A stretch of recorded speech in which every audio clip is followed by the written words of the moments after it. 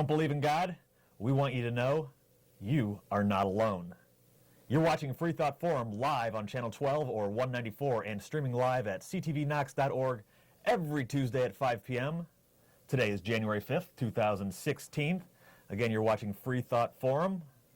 I'm your host, Dan, and this is... I am Jonas Holdeman. We want you to know that if you don't believe in God, you're not alone.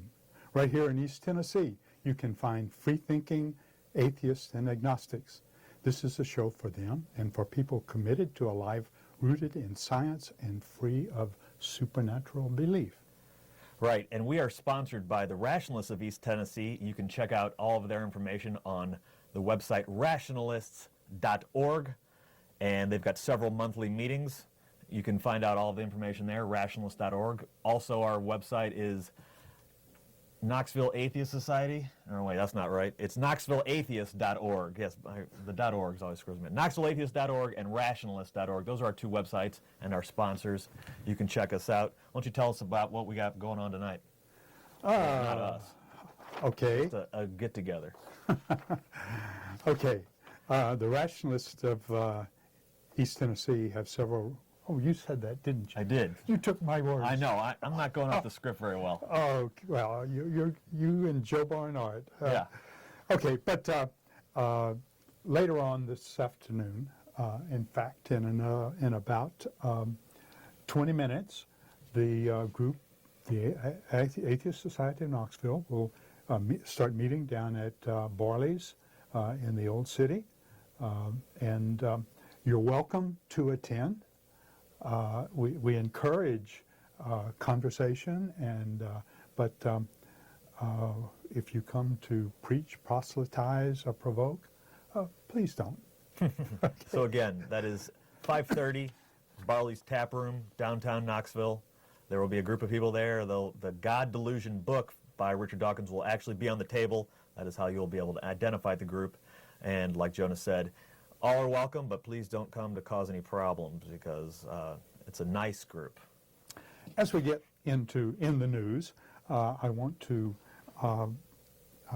let people know that today's show was supposed to have been hosted by Freethought Forrest, but his wife had surgery yesterday, and so he was not able to be here to present his show on Isaac Asimov. So anyway, we wish the Freethought Forest and Company good health and hope they're doing well. That's correct, yes. And so today's show, we will be taking your phone calls as always, and that number's at the bottom of the screen. It is 865-215-2288. We will take any call you want, any question you have. Call us up, ask us about atheism, ask us about theism. But our topic today is specifically going to be on indoctrination and the societal norms and sort of the psychology behind indoctrination and why it happens. And we're going to delve into that topic because it's a deep topic and something that you're an expert on. It sort of has to do with anthropology and ethnology. Ethnology, yeah, that's the word. But before we get into that topic, we got some news bits we wanted to mention because, as always, the theists have a lot of crazy stuff to say, and a lot of it makes the news. And it's interesting because you always hear from like the legislation, and I'm always listening to the legislation in Tennessee specifically because I want to hear if anything crazy comes out. Well, you are... I came to the right place. Any legislation... Well, right, but it comes out. But specifically, the religious-based sort of notions that we allow to exist here in Tennessee really kind of upsets me. I haven't been a Tennessean, is that what I am? A volunteer for that long. But I can't believe how much stuff we allow the representatives of our state to just say. And I listen to some of these shows and hear these news clips, and these guys are just saying absolute lies, just saying things about, you know, God-based sort of notions that you're like, whoa, is there no separation of church and state in this state? Well, I will say that it's been a long time since a state candidate that I voted for won the election. All right. Well, with that, we're going to take a look at our first story. It comes from Right Wing Watch. Cal Zastro says the sodomite police will take your husband if states don't nullify the SCOTUS ruling. And what they're talking about, of course, is the Supreme Court of the United States ruling on gay marriage, allowing gay marriage.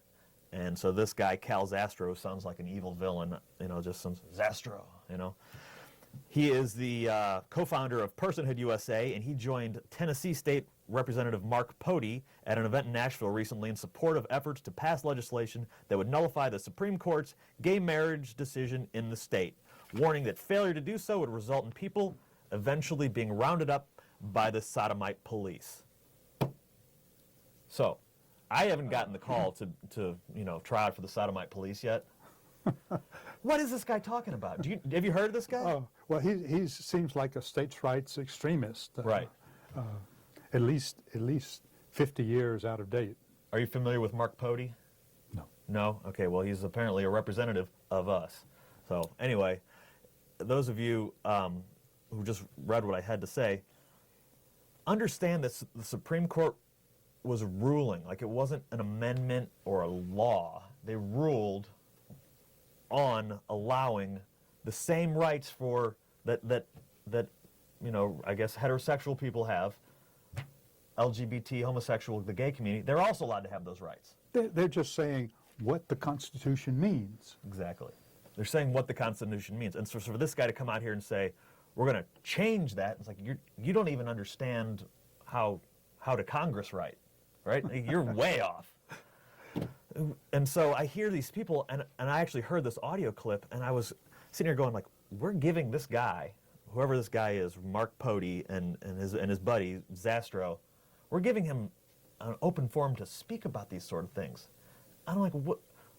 Are we out of problems? Like, is there nothing else important for us to talk about today? We're going to let you get up there and say stuff about the sodomite police on our national or our state representative, our floor, or state Congress? I was in high school some 60 years ago, over 60 years ago. One of the courses we had in high school was called civics. And I wonder if they must not teach civics and the way the government works anymore. So these people who study for naturalization probably end up knowing more about how our government works than many of the people. You're absolutely right. Yes, the people, and what you're saying is the people who come over here and apply for citizenship, naturalization, and get it, they know a lot more about how our Congress works than many of us who claim to know, right? You're actually talking to a history teacher, and so I know quite a bit, I know a thing or two, and this guy is not understanding what the SCOTUS is all about. So anyway, that's just some news from Tennessee. Keeping the educational ball rolling here, we have another story. Teachers in London are reportedly receiving complaints that teaching the Harry Potter books in classrooms exposes children to witchcraft and Satanism. Now, I find this very odd that it's coming from London. This is because I think the author, J.K. Rowling, is that right? Yes. Yeah, she's from there. And I was just kind of thinking about this story. And the people in London and England, they're very progressive. And I was like, I can't believe this is actually coming up. And I thought to myself, I had to read The Hobbit as a freshman in high school. And I can't imagine if I came home and said to my father, they're making us study about monsters, and him going, I'm going down to that school. There's going to be no... It's like, what? How about you say to your kid, it's a story. It's not real. Yeah, Relax, buddy. There was a lot of objection to the ideas of Satanism and witchcraft and so on in the story when Harry Potter, the first one, first came out. Yeah, there was. I remember that, and it's sort of ridiculous for them to even bring this up, because they say that this is a school behaviorist speaking at the government has claimed that concern from parents, particularly religious backgrounds, that the popular series of the novels, it trivializes the acts of magic. What about the fairy tales Right. that we learned, Right. I learned? I don't know, maybe Anderson and Grimm are on the banned list nowadays. They could be. But to say that this is trivializes magic. Shouldn't all magic be trivialized, given that it's very trivial and doesn't exist? Yeah, well, I mean, really, the amazing thing I see about magic is, you know that it's not, there's nothing supernatural there, but you see something and you say, how did that guy do that? How did he do it? Just bang, out of nowhere. Yeah. It's impressive. Magic is impressive. But I always think back, like, if that was real, because, when you're a kid, you're kind of, you think some things are real. You think the magician your grandpa pulling your quarter out, you're like, oh, he's magic. If that person was really magic, then they wouldn't be performing at a play or down on the street corner pulling cards out, you know what I mean?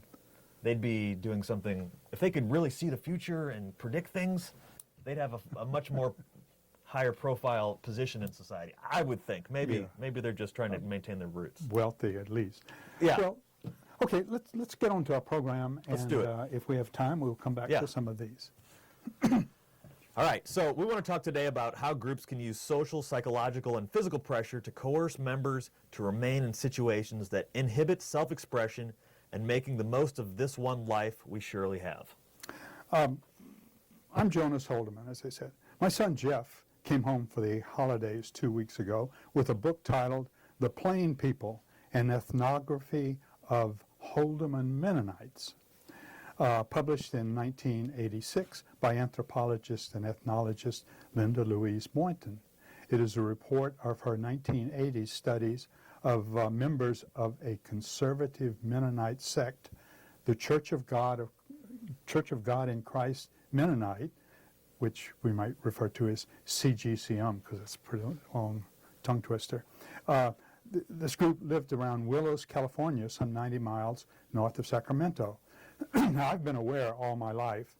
The church is also known as the Holdeman Mennonite and was founded by a kinsman, John Holdeman, my first cousin 3 times removed, in the 1850s, and has about 23,000 members in the U.S. and Canada, and has some rather strict practices.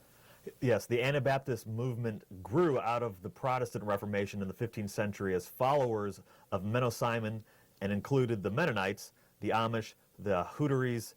Hutterites, never seen that word before. Schisms along with Mennonites, was that right? Schisms?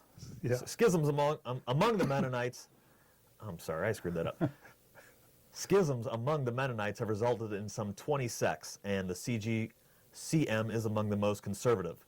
Though they have been severely persecuted and follow strict practices, they have persisted for some 400 years. What has been the key to the success, and at what human cost? Oh, I mentioned these Hutterites. They are kind of in the category of the Amish and the Mennonites in that they are a group with strict practices, but they differ in that the members don't own property. Rather, the property is owned by the church, and they have an additional leverage there that if anyone leaves, they don't have any property to take with them. Okay, we present this group as a case study. It was a small group, and things may have changed over the past 30 years, but elements of their practices can be found in many religious groups. The author, Boynton, addresses their belief system, family life, women's roles, their dress and adornment, their educational system, the boundaries established between themselves and the external world, and how these boundaries are maintained. Right.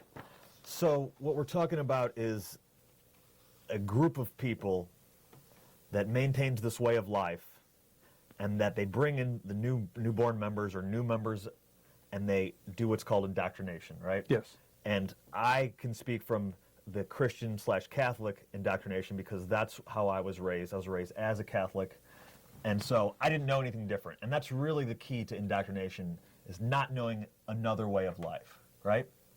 And so what we're looking at here is in this book, these people are setting up this whole world. It's sort of like the Truman Show, where everything is as we design it for you to see it, and you can't look elsewhere. Am I getting this correct? Well, you must have gone to Catholic schools then. I did. And did you wear uniforms? Yes. Okay, and so these uniforms identified you as a member of that group, and the absence of the uniform then identified those out there Right. who are doomed to hell. And I didn't even realize it at the time, was my neighbors they'd come over from school and they wouldn't have on the white shirt and the blue khakis or whatever we had. And it was like, oh, well, they go to a different school. Don't think about it. And I never really did. But then I changed over to public school in high school, and I was like, this individualization creates a totally different environment. And you're right. When you're allowed to start then being an individual, that threatens the group. And indoctrination and this sort of tribalism does not like that. So the CGCM Church holds many beliefs in common with conservative Christians. It's believed that the Bible is the infallible, authentic, and authoritative Word of God and is interpreted literally. The Genesis account of the creation is true. The modern theory of evolution is a contradiction and cannot be accepted by believers, and the miracles of the Bibles are literally true as evidence of God's divine power. So that's what they believe. There's nothing unusual about that. Well, except that it's impossible to have Okay. happened. The Genesis story, to just even like assume that was the literal, that's how it really happened. Zap, zing, zing, man, woman, take this rib, boom. Here, don't eat from this tree. Like, really? Well, when I was little, I didn't know any better. I didn't know any better either. I mean, my parents were telling me everything that I needed to know, I needed to learn. And if they told me something about this, well, I just had to believe them. Kind of like, don't play out in the street, you know? Right. Yeah, that's sort of the authoritative voice that we're talking about here. So man was created as an intelligent being, holy and righteous, but through his transgressions fell and became estranged from God, unable to return to righteousness by himself. Through faith, remorseful of sin, penitence, or man may be born again and admitted to the kingdom.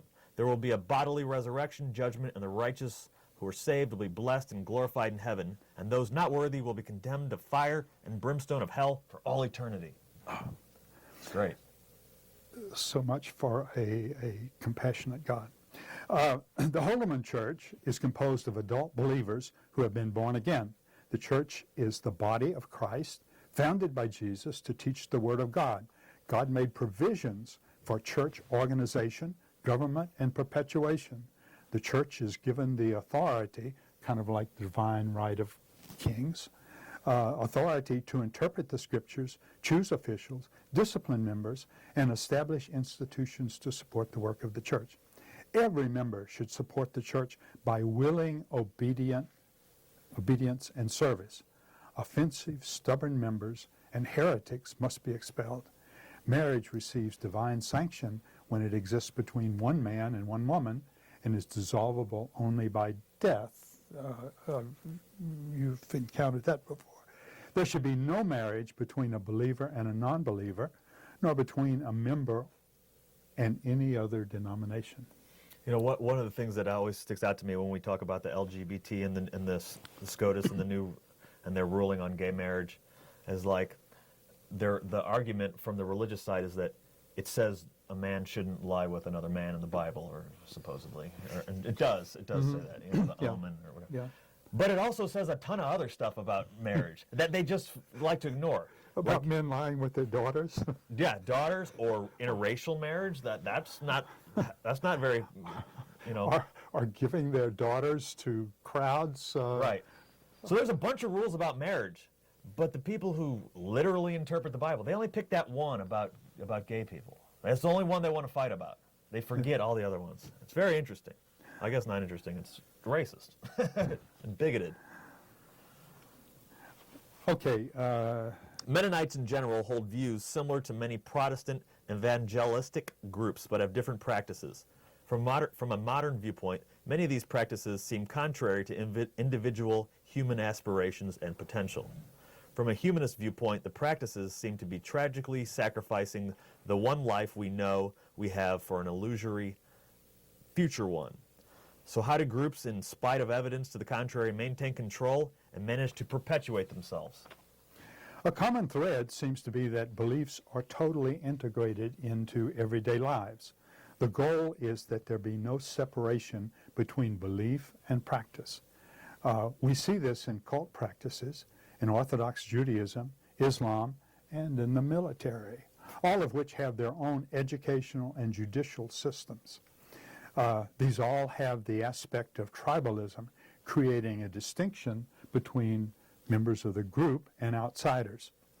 To the Church of God in Christ Mennonite, or Holderman Church, members who conform to the ways of the world are sinful. Following fashion is prohibited, as is participation in worldly amusements such as shows, fairs, social events, and even elections. Self-denial is practiced in all activities, in that all activities are related to spiritual fulfillment and no activities strictly for fun. There should be no entertainment equipment such as record players or television. Sign me up. This sounds like a delight. I do enjoy that following fashion is prohibited, because I am not exactly a fashionista, and in fact my hair, for the first time ever in my life, the man bun is popular, and it was just complete neglect for the last year. And someone was like, "Oh, nice man bun." And I was like, "I'm not going for a man bun. This is just apathy. This is apathy." Members are to be temperate in all things, no tobacco or intoxicants. They should not seek out popularity, worldly power, or offices. Women should not cut their hair and wear head coverings. Men should cut their hair, but wear beards. Pride is considered an abomination to God, and humility is the rule. Covetousness is idolatry. Insurance is avoided. Rather, members should trust in God. Associations with non-members is to be avoided, and such associations are regulated and limited. Seeking education beyond the basics is considered prideful. Women's dress should be simple. If a woman were to go beyond the basics, another woman can call to discuss this behavior. If she persisted, she would be visited by the minister. If she continued, she would be reproved at a meeting of church members. Continuing to show prideful behavior, she would be expelled. Generally, peer pressure is extremely strong, and issues are resolved at the first stage of this process.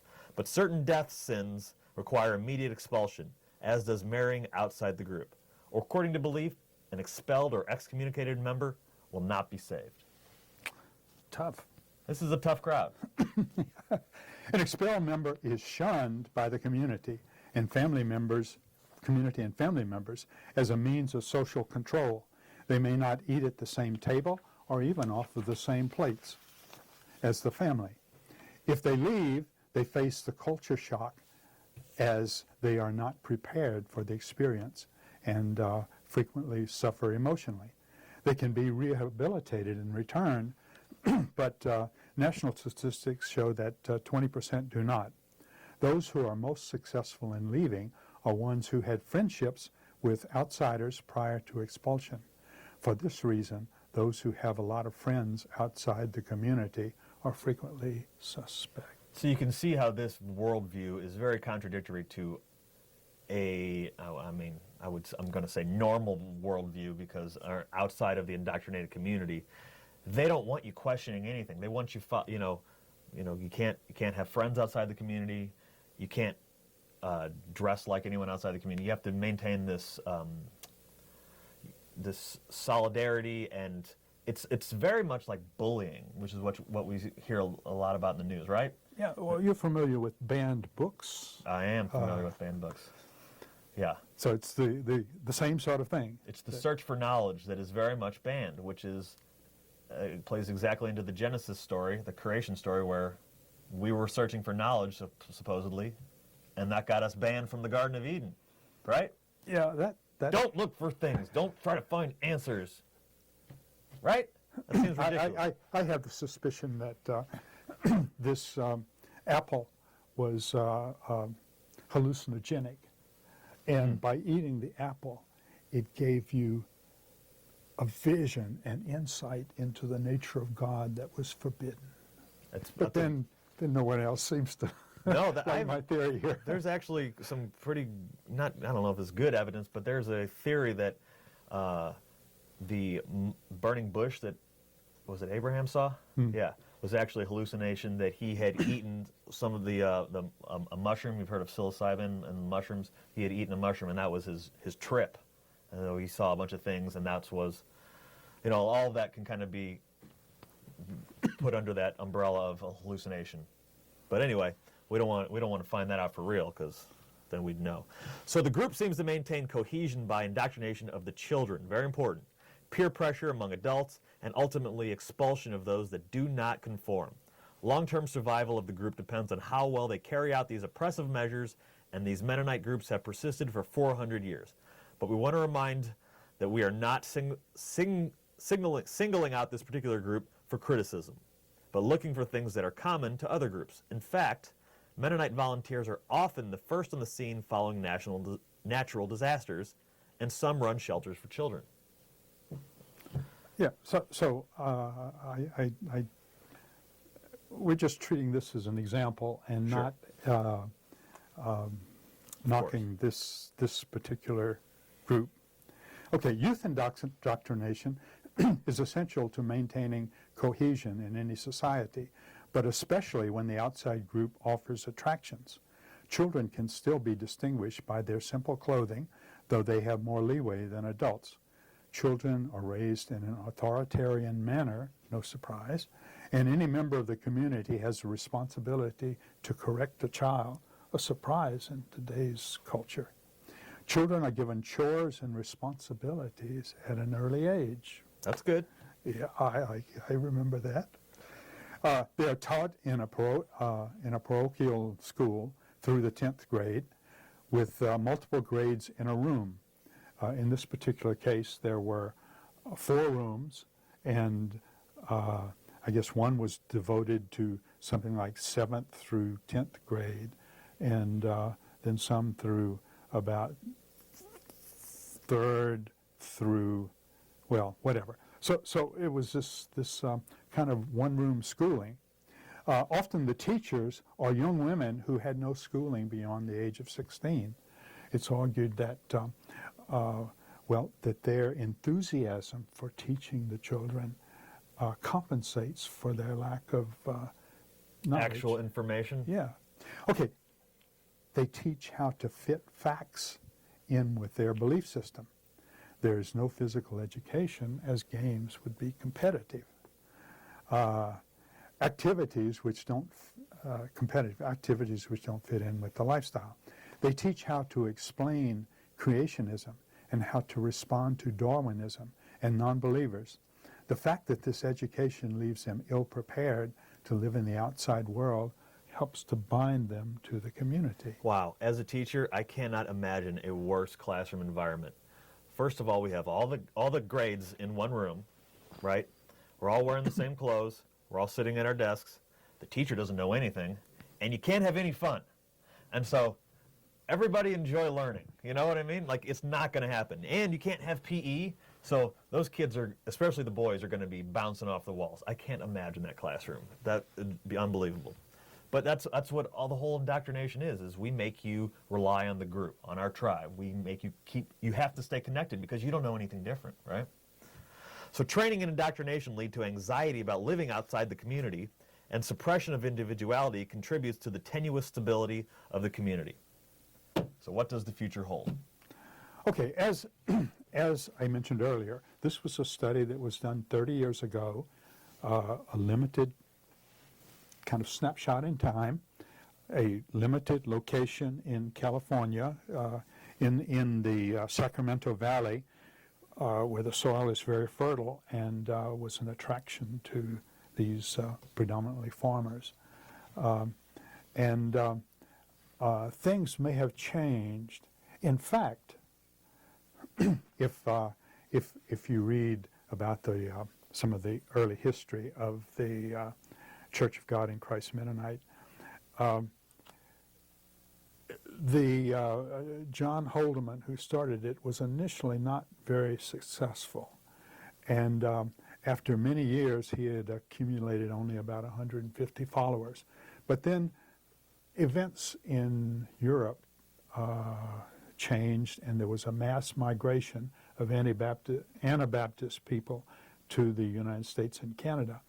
And here were all of these people arriving in a new land and trying to maintain their own customs. And so they were prime candidates for to convince as to follow this new group. Now he started this new church because he felt that the Mennonites were falling away from their tradition that they had maintained for so long.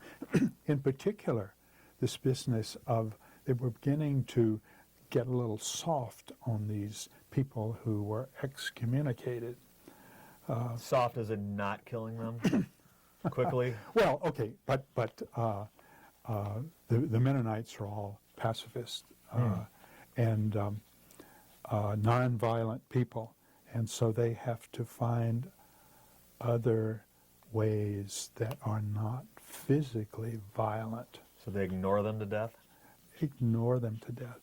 Oh, and if you have been brought up in a loving community where everyone looks after you and suddenly are removed, then it can be a great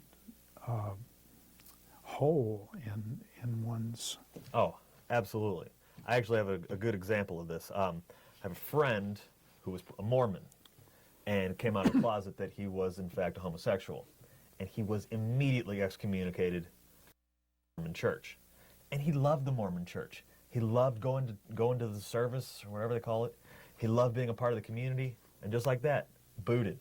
Because, and this is, you know, he's a 40-year-old man who's just as normal as you and I, and his whole life had been within these, he'd been indoctrinated to be this way. And now he's like, I can't believe they rejected me. I follow all that, whatever.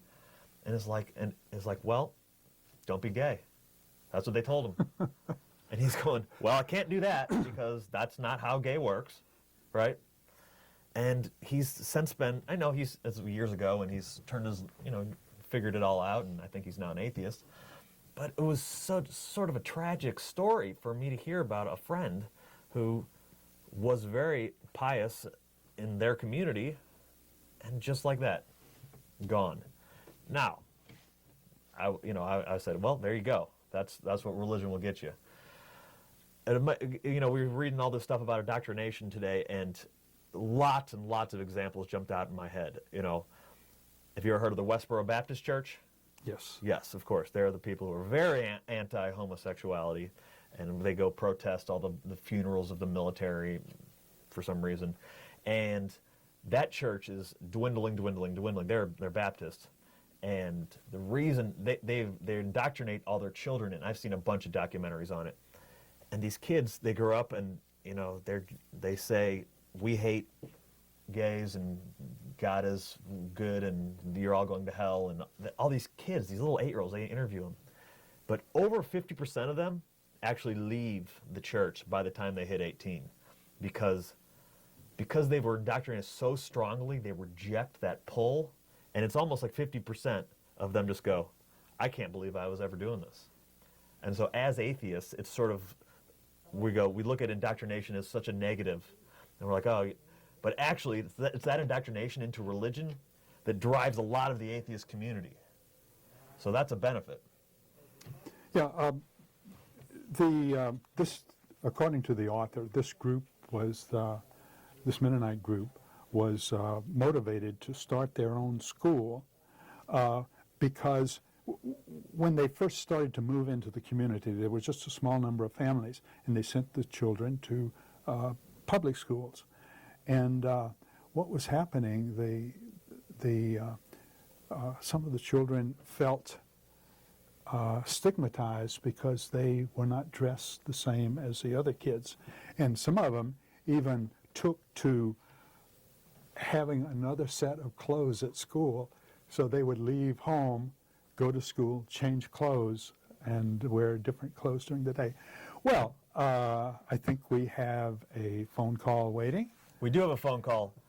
First, you want to take our program break? Let's take the phone Take the call phone call while first. the caller is waiting. All right, let's take the phone call first. You Okay. are on Freethought Forum with your host, Dan and Jonas. Our topic today is indoctrination, but we're willing to take any question. What's your name, sir or ma'am?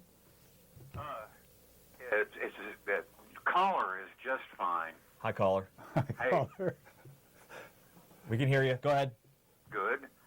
Well, forgive me for missing the first part of the show, but when I finally tuned in, it sounded like the subject was mainly on the Mennonites, and you just went on and on and on about the Mennonites, this and that, and I thought, this is just not really fair. I mean, all this hating on the Mennonites, because more than likely they're not going to see you on their TV and call in to protest and defend themselves. So this is a little bit snide on your part. Now, the Mormons, I guess that's a different matter. I heard you talk about the Mormons just a moment ago. But when it comes down to indoctrination, I think that people in your viewing audience might be more concerned with the indoctrination that's going on right here in our backyard. I mean, of course, the Mormons are going around knocking on people's doors and such. But one of the indoctrinations that I've noticed that I would like your opinion on is Dollywood. Okay. Well, have you heard of this thing called VeggieTales? Yeah, I've heard of VeggieTales, and I think it's a biblical. They tell biblical stories through like vegetable puppets. It's a cartoon, maybe, right?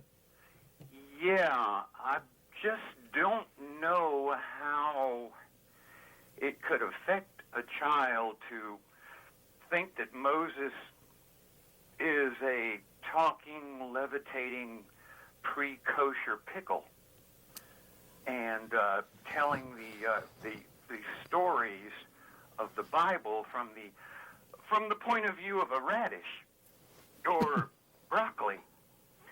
And I really don't even think that would, help the parents get the child to eat as vegetables either, when you consider that the child may think, there goes Joseph. So are you saying that they're doing a poor job of indoctrination with the VeggieTales?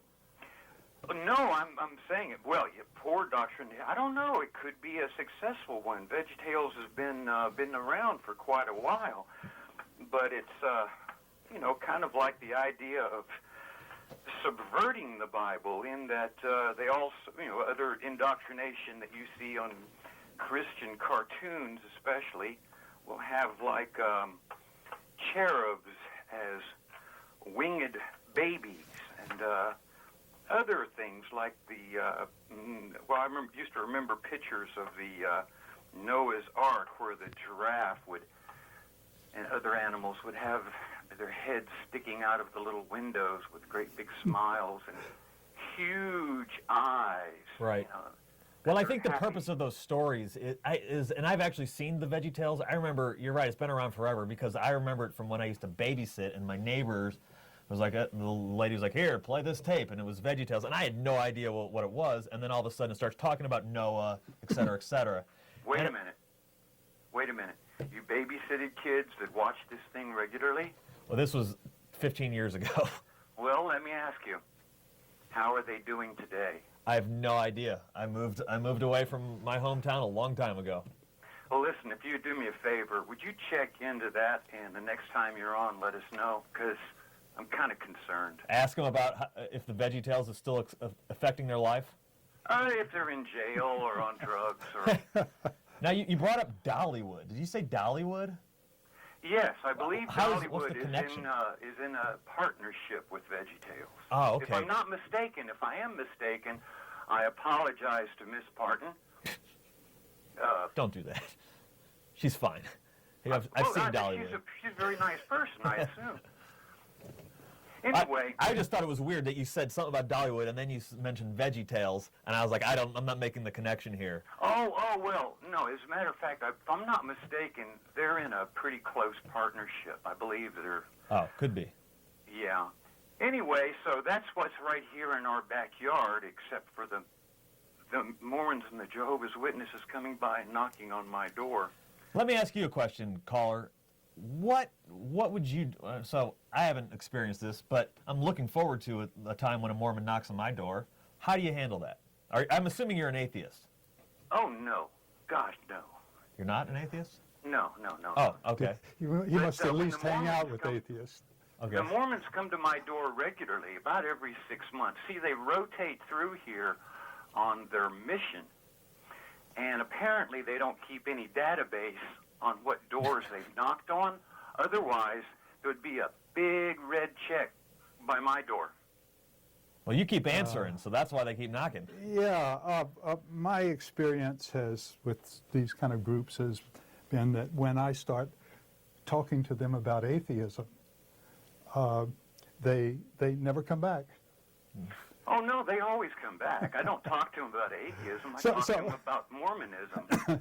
Oh, And let me tell you something. When the Mormons come knocking on your door, I found out that they consider it rude if you ask to see their underwear. oh, And so, let that be a little pearl of wisdom out there for your viewers. That's a great way to handle it, I would say. okay, caller. I'm sorry you missed the introduction to the program, but it went something like this. My son Jeff came home from for the holidays, and he brought with him a book called "The Plain People," a ethnography of the Holdeman Mennonites.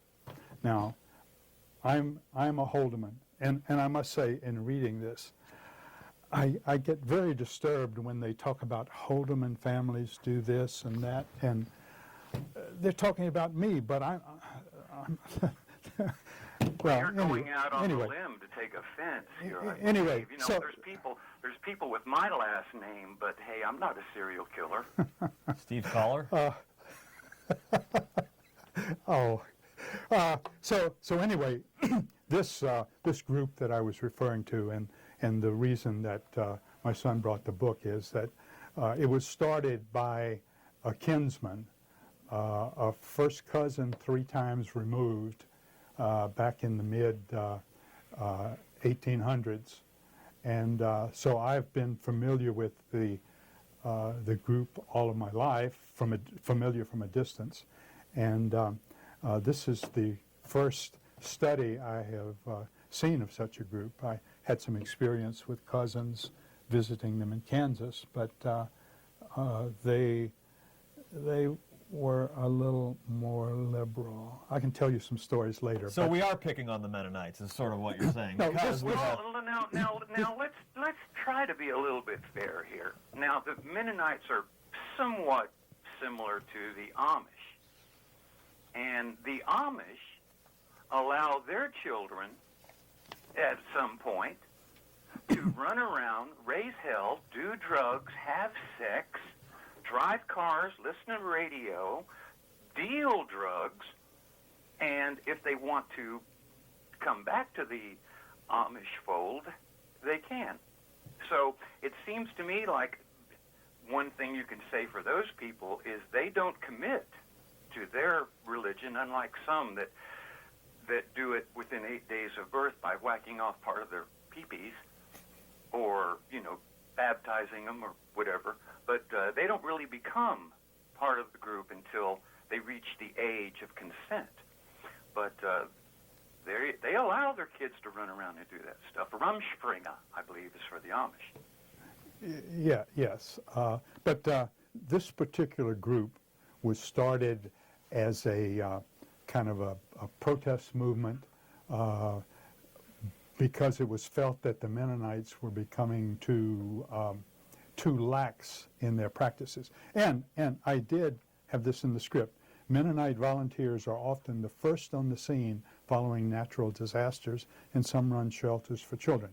And that was one thing I experienced, seeing some of my Mennonite cousins who would show up after, I grew up in Louisiana, who would show up after hurricanes and so on.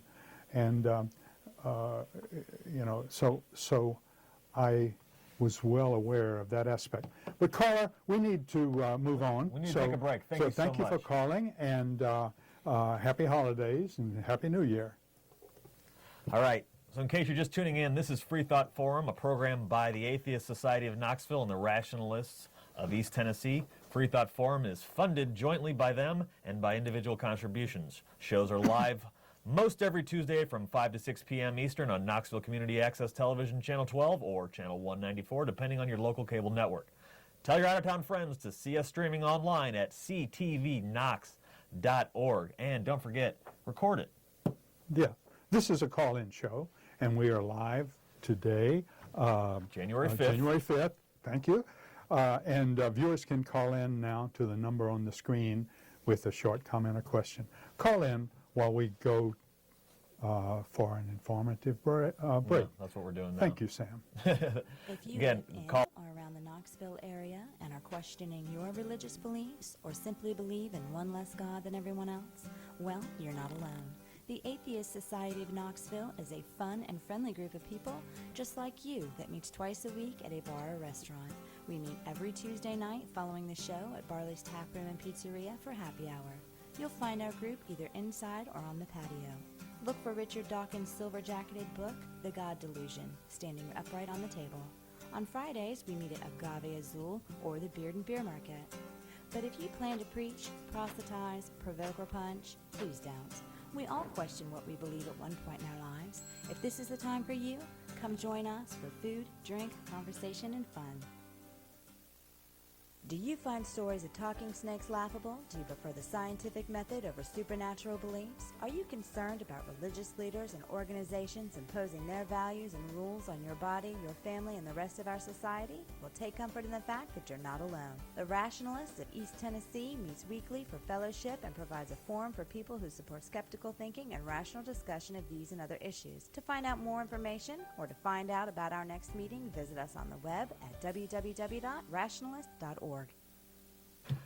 You're watching Freethought Forum with Dan and Jonas. The Atheist Society of Knoxville, or ASK, meets 2 times per week. We have evening meetups for fun, food, drink, and conversation. ASK's purpose is to supply a venue for community, camaraderie, and outreach to atheists, agnostics, free thinkers, and other like-minded persons in the East Tennessee area. Our Tuesday meeting is going on right now at Barley's Tap Room and Pizzeria in the Knoxville Old City. The Rationalists of East Tennessee have Sunday activities involving lively presentations and discussions on subjects topical and timeless. Once a month we get together for a book club. You need not have read the book, but of course it helps. So the book club meets next Sunday at 2 p.m. at Books A Million. And the book for the January 10th meeting is Fields of Blood, Religion and the History of Violence by Karen Armstrong. While many historians have looked at violence in connection with particular religious manifestations, jihad in Islam or Christianity's crusades, Armstrong looks at each faith, not only Christianity and Islam, but also Buddhism, Hinduism, Confucianism, Taoism, and Judaism in its totality over time. As she describes, each arose in an agrarian society with plenty of powerful landowners brutalizing parents while also warring among themselves over land, then the only real source of wealth. In this world, religion was not the discrete and personal matter it would become for us, but rather something that permeated all aspects of society. And so it was that agrarian aggression and warrior ethos it became bound up in observance of the sacred. I'll skip some of the other description. Please look at our website, rationalist.org, and look for the Skeptic Book Club January 10th to get the full details. The following week, January 17th, Dr. Bronson Messer will speak at the third Sunday RET meeting at 10:30 a.m. in the cafeteria annex of the Goins Administration Building on the Pellissippi Community College campus. He will speak on the needs for numerical computing to advance science in the context of the Titan facility at Oak Ridge National Laboratory. On Saturday afternoon before that, January 16th, look for RET volunteers picking up trash on the Pellissippi Parkway from just south of Lovell Road to north of Hardin Valley Road. Honk and wave to them as thanks for their effort to keep Knoxville area beautiful. And remember to visit our website, rationalist.org, and join us on Facebook. Excellent. And if you're just now tuning in, go ahead and give us a call, 865-215-2288. We're taking any questions, any comments on any topics as it has to do with atheism, skepticism, or anything about deism even. You know, we had a caller who called in a couple minutes ago who made a comment about Veggie Tales and indoctrination, and what he said was he thought, and maybe I'm confusing his question, he thought that Veggie Tales was a poor way to indoctrinate people into, I'm assuming, Christianity. And I have to admit, I did see a little bit of the episode when I was babysitting, and I had no idea what was going on. So they did do a poor job, because I'm already a Catholic, and I was like, oh yeah, Noah, okay, all right, I gotcha. Okay, so back to the theme of groups that try to control the activities of their members. What comparison could we make with Islam, for instance? What practices do they have that contribute to conformity? I mean, I don't think there's a practice that doesn't contribute to, conformity in Islam. I mean, the basic idea, Islam has to do with subservience to God. Right. Sorry, I forget. Go ahead.